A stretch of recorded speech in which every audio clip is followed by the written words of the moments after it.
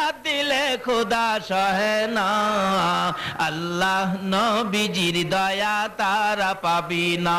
হায়রে আল্লাহ নবীজির দয়া তারা পাবি না। সব ঠিক আছে, মার সাথে বেঈমানি, এখন কি হলো? সব নামাজের নামাজ, হাজির হজ।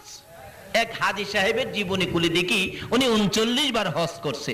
40 বারের মাথায় আরাফাতের ময়দানে খুশির কান্না কাঁদতেছে, হাই হাই আমার কি ভাগ্য, 40 বার হজ করতে পারলাম। গায়েবী আওয়াজ হচ্ছে, হাজি 40 বার কেন রে?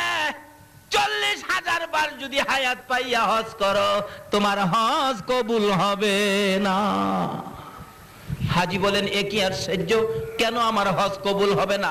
ব্যাপারটা কি জানতে চাই। আবার গায়েবী আওয়াজ হচ্ছে, হাজি রে একদিন তোর মার সাথে তর্কাতর্কি করে, সাধারণ ব্যাপার নিয়ে কথা কাটাকাটি করে এক পর্যায়ে রাগ হইয়া রে হাজি তোর মারে লাথি মাইরা ঘরের বাইরে ফালাইয়া দিছিলি। তোর মা গলা কাটা মুরগির মতো লাফাইয়া লাফাইয়া কলিজাটা ফাটাইয়া দুনিয়া থেকে বিদায় হয়েছিল। বিদায় মুহূর্তে আমি আল্লাহর কাছে একটা বিচারের দরখাস্ত করেছে, হাজি রে লাথি দিয়া মার কলিজা ফাটাইছো 40 বার কেন? 40,000 বার হজ করলেও একটা হজ কবুল হবে না।